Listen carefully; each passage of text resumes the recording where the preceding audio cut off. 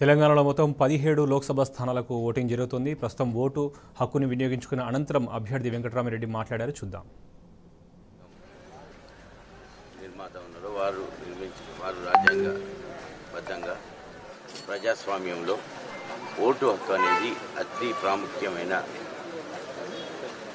ప్రజాస్వామ్యంలో ముఖ్యమైనది.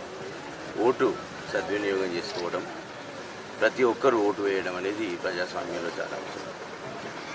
సరైన ఓటు వేసి ప్రతి ఒక్కరూ ఓటు సద్వినియోగం చేసుకొని ప్రజాస్వామ్య విలువలు కాపాడి దేశ అభివృద్ధికి ప్రజలు కోరుకున్న అభ్యర్థిని ఎన్నుకోవడం అనేది ప్రజాస్వామ్యంలో ఉన్న ముఖ్యమైన విషయం.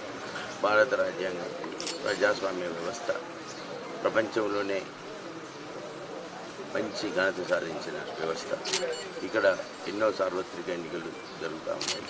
ప్రతి ఎన్నికలలో కూడా ప్రజలు స్వేచ్ఛగా వారి ఓటును వినియోగించుకోవడం, వారికి కావలసిన ప్రజాప్రతినిధులను ఎన్నుకోవడం, ప్రజాస్వామ్య విలువలు కాపాడటం, ప్రజాస్వామికంగా బద్ధంగా ఎన్నికైన ప్రభుత్వం ప్రజల కొరకు పనిచేయడం అనేది మన విశిష్టత.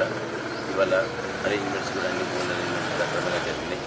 ప్రతి ఒక్కరిని ఓటు వేయాలని, సద్వినియోగం చేసుకోవాలని, ప్రతి ఒక్కరూ కూడా ఓటు ప్రజాస్వామ్యం ఇచ్చిన మంచి అవకాశం, ఓటును సద్వినియోగం చేసుకోవాలని కోరుతున్నాను.